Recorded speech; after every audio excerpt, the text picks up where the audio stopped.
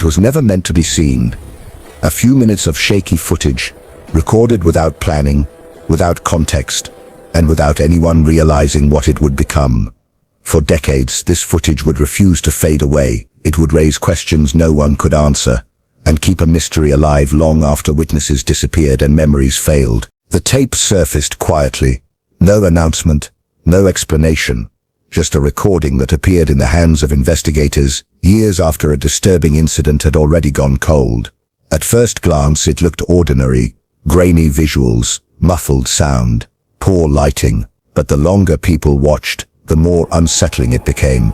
The footage appeared to capture the final known moments of a person who vanished without a trace. There was no clear crime on camera, no obvious violence, and that was exactly what made it terrifying. Something was wrong, and yet nothing was visible enough to explain it. The person holding the camera sounded nervous. Their breathing was uneven. The lens kept drifting away from the subject, as if the recorder was afraid to focus. In the background, faint noises echoed.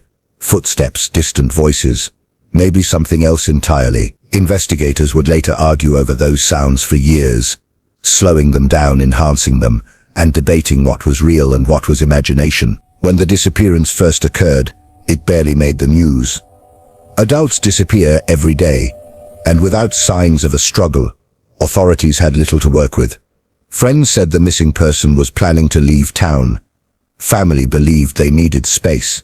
Life moved on. Then the footage appeared. It raised immediate questions. Why was the camera rolling? Who was recording? And why had they never come forward?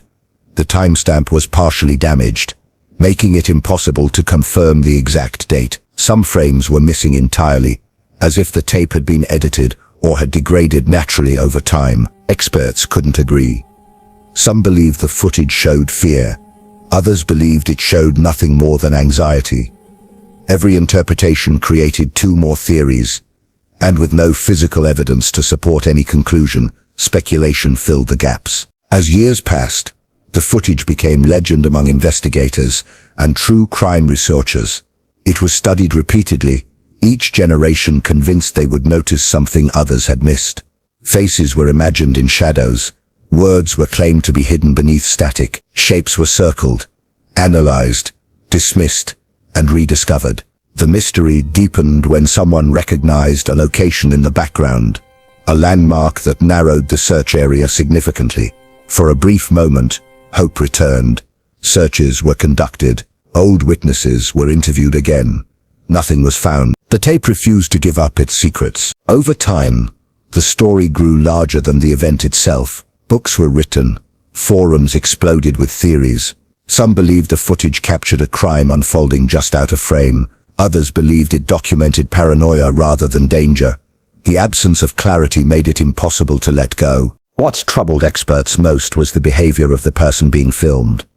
They occasionally looked directly into the camera, as if aware they were being recorded. Their expression wasn't panic. It wasn't calm either. It was something in between, uncertainty mixed with resignation. That look haunted viewers. Attempts to identify the camera operator failed repeatedly. Audio analysis suggested at least one other presence nearby, but no voice could be confirmed. Just sounds, just hints. Then, decades later, something unexpected happened. A new version of the footage surfaced. Slightly clearer, slightly longer. It raised more questions than it answered. The origin of this version was unknown, and its authenticity was fiercely debated. If it was real, it meant someone had held on to this footage for decades without speaking. If it wasn't, it meant someone had gone to extreme lengths to recreate a mystery with disturbing accuracy. Either possibility was unsettling. As public interest reignited, authorities reviewed the case once more. Files were reopened, old decisions were questioned.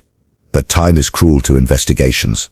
Witnesses forget, evidence disappears, and memories become unreliable. The footage remained the only constant, and it continued to refuse explanation. With renewed attention came renewed pressure. Investigators knew that if the footage held any answers, they would be buried in details too small for the naked eye. Every frame was dissected, every sound analyzed. Still, certainty remained unreachable. Some experts suggested the footage didn't document a crime at all, but rather the lead-up to one, a moment before something irreversible happened. That possibility made the tape even more disturbing. It wasn't a record of violence.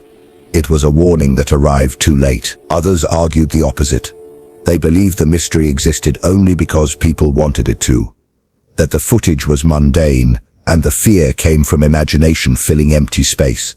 But that argument never fully satisfied those who studied the tape closely. There were inconsistencies that couldn't be ignored. Lighting conditions changed unnaturally. Shadows moved in ways that didn't match the environment. Background sounds appeared, vanished, and reappeared without explanation. These details kept the debate alive. The family of the missing person eventually spoke publicly, decades after the disappearance. They described how painful it was to watch strangers analyze the final known images of someone they loved. But they also admitted that, without the footage, the case would have been forgotten entirely. The tape was both a curse and a lifeline. As technology improved, new analysis tools offered fresh hope. Enhanced audio revealed faint words, possibly a name, possibly a warning, but no interpretation could be confirmed. Every expert heard something different. The mystery began influencing popular culture. Films, novels, and documentaries drew inspiration from it. Yet, none could provide closure. The footage remained untouched by narrative resolution. One retired investigator described it best.